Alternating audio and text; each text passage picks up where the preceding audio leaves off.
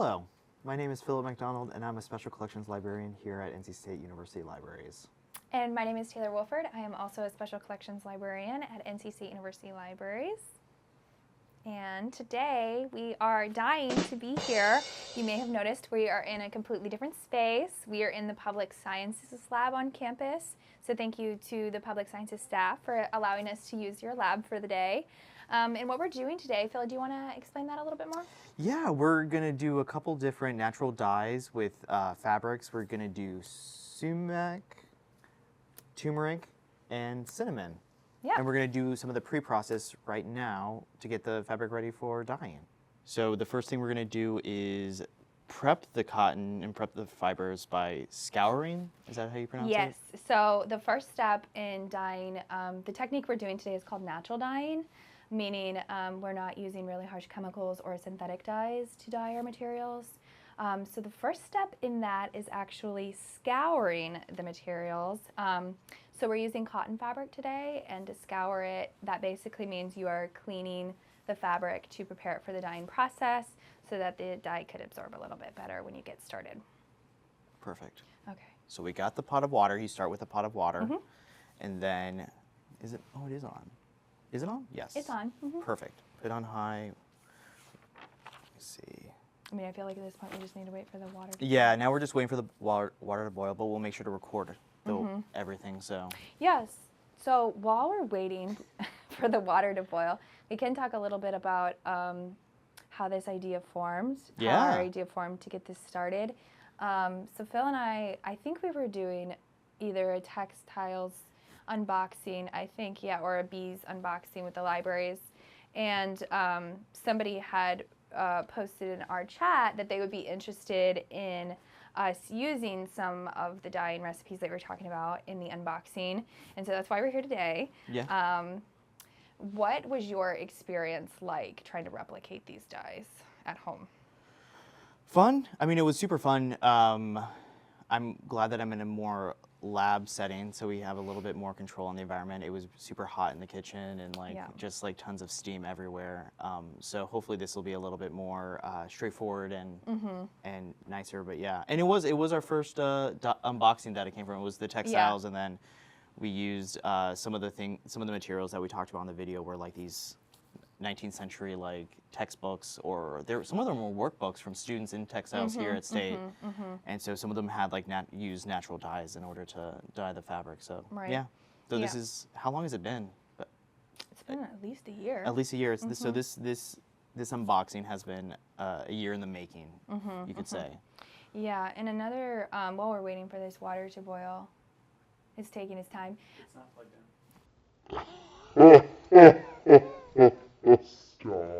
No.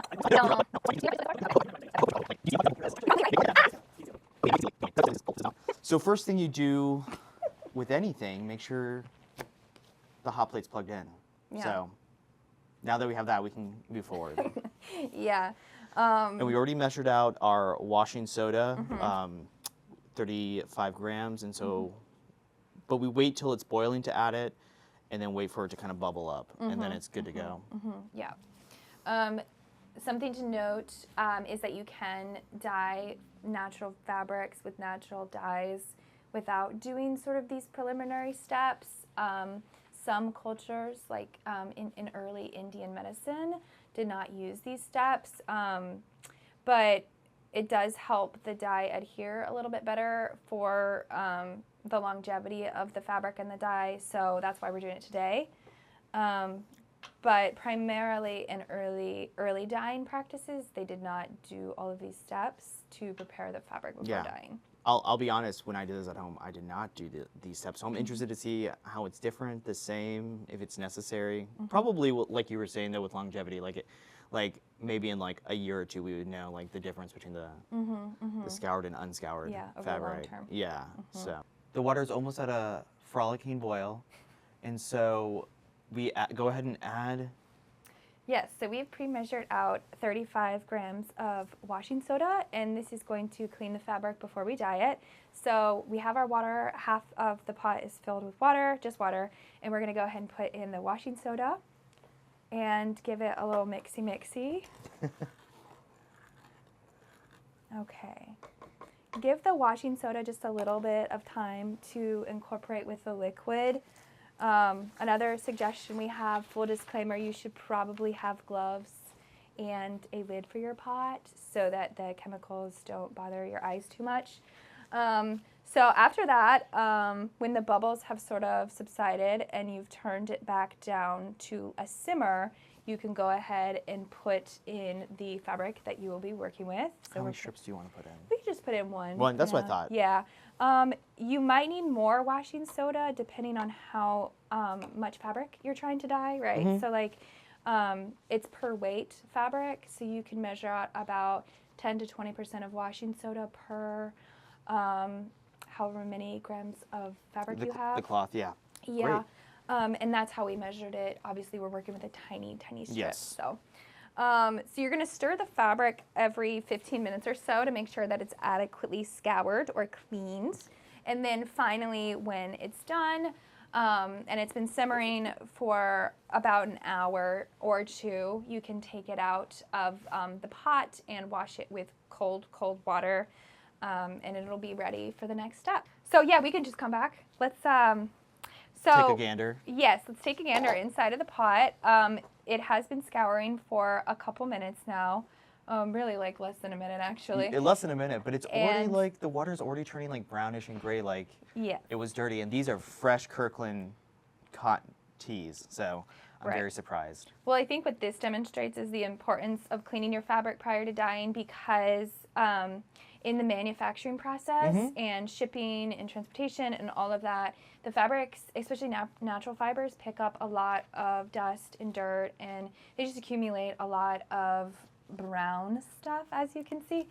So this is really important to get all of that out, and when you're done with the scouring process after about an hour or two, probably your water will be mostly brown at that point. That's awesome. Yeah. So after we have scoured, we're going to move on next to the mordant process. So now we're going to do the mordant, and this is another fixative to help retain the color from the natural dyes. And so we were using alum.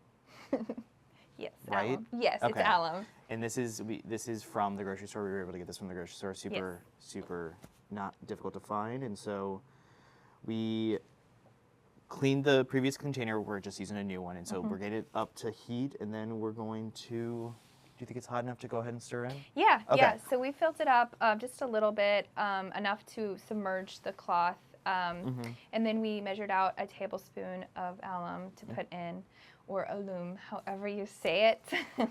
YouTube it.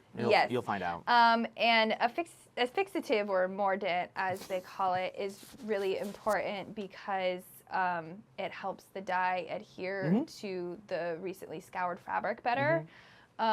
You can, with any of our recipes today, skip the scouring and the mordant step, right? Yeah. And still have a vibrant result. We tested out some fabrics without doing these steps, and they worked really great, which we will show later. But this does help the dye really stick to the fabric, and it's a great step in the process if you are interested in using natural dyes. Perfect. And you can use this for berries, but if there are other like natural dyes, you can also use vinegar in this step, correct? Yes. Okay. So if you are using, if you're using like spices or like a turmeric, or a cinnamon, you can use alum. You can also use salts. Now, if you're using berries or like onion skins or avocado pits, which you can also dye with, you can use vinegar as your mordant fixative. Chemical. Yeah. Wonderful. Okay, it looks like it's starting to boil. And you want it to dissolve completely, right? Yes, you want it to dissolve completely before you put the mixture in, just so it distributes evenly around the cloth. It doesn't like fix onto certain points of it. Cool.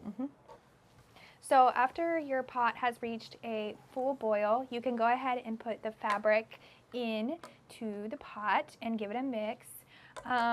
And then next, we will move into the next part of the process, which is actually applying natural dyes to your prepared fabrics. The real stuff. Yes. So we're going to do our first dye. And so we boiled 4 cups of water, and they're now at a royal. And then we're going to add about a quarter of a cup of sumac. You want to stir it in? I will go ahead and stir this. and then you let it simmer for a little bit, and then you let it simmer for about an hour. Yep, there we go. We're going to expedite the process yes. a little bit. So typically you would leave this sumac in at a simmer. You can turn down your heat for about an hour, hour and a half. And then you put in some vinegar, which Phil is going to put in next before we put in the fabric. And this also just helps the fabric, the dye adhere to the fabric a little better. And I can go ahead and give this a mix before we put concentrates the color, deepens it. Okay, there you go. And then you pop in the cloth. Yep, and then you can go ahead sporadically while this is simmering, go ahead and mix it so the dye goes on more evenly. There is another way you can do this in which you bundle all of the spice into like a cheesecloth. And you put it in here at this point so that the spices don't sort of stick to the fabric. But you can also, when you're done with the dyeing process, like wash it off with cool water and hang it to dry, and that'll remove all the spices as well. So sumac is native to western North Carolina, which is really cool.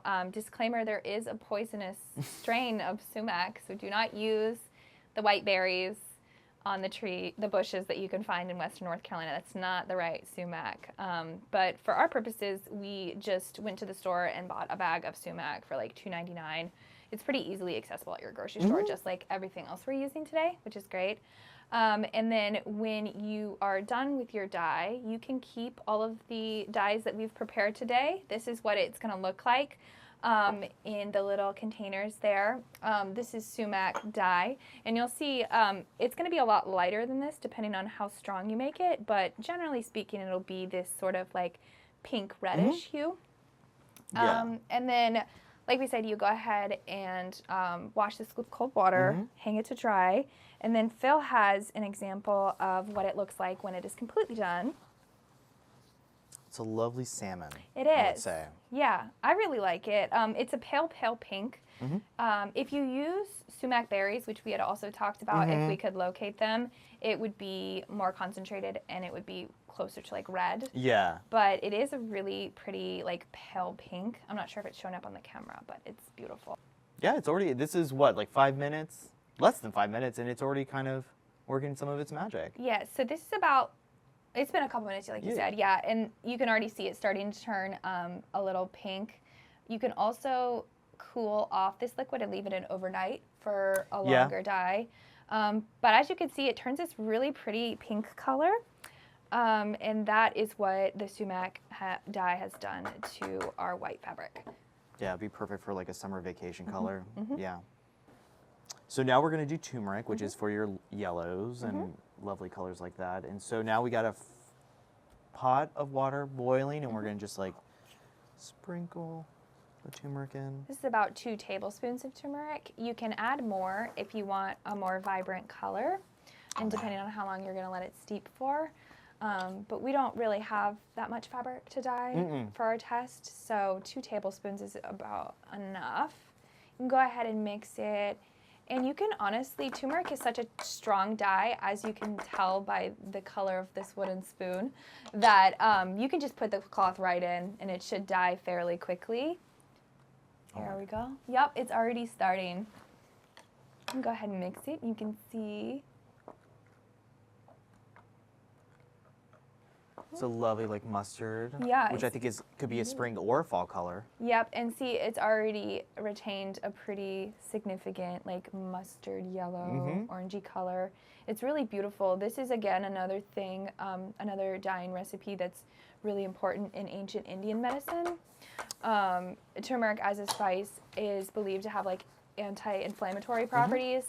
So dyeing fabrics like this and then putting it on your body, that in some practices believe that it can also help with inflammation or lethargy or anything that might be ailing you.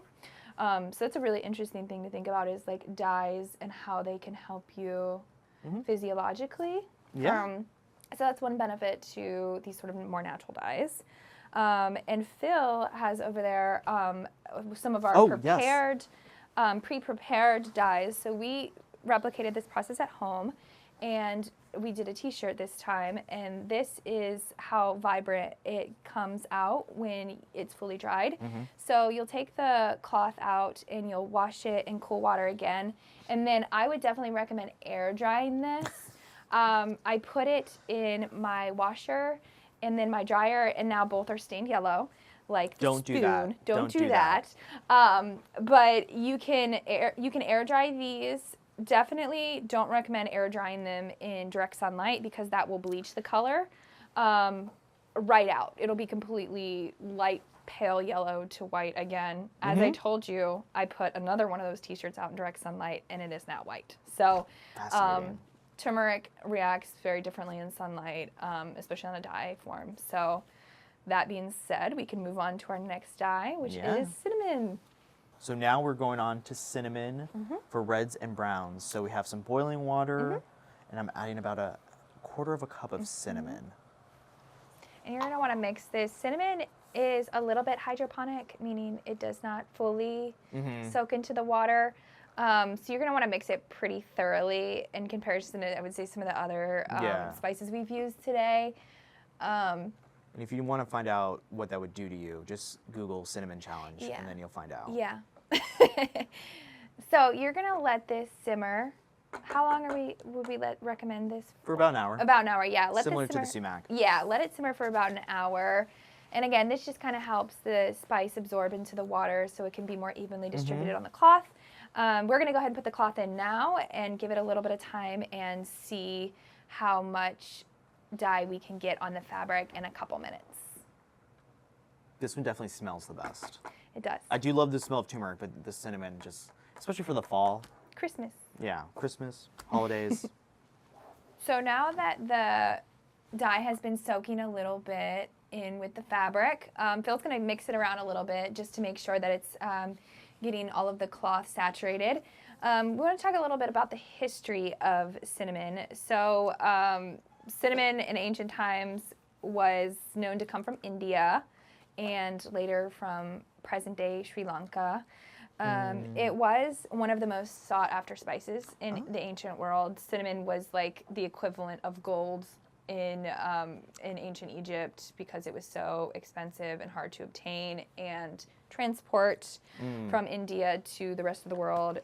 So by the time it made its way to ancient Egypt, it was being used as a dye for fabrics. It was also being used for cosmetics, which is really cool. And lastly, it had been used for medicine and like medical properties. And it was also used for pottery because it could stain the different the materials that they use for their pottery. Cool. So cinnamon, as well as the turmeric and the sumac, have a lot of different applications in cultures across the world. And as you can see, it has already, after about 5 minutes or so, started to give the cloth a really nice, like tannish brown color with a little bit of red, I would say. I know, yeah. It smells fantastic in here too. It smells great. I wish we could do smell-o-vision or something. Yeah.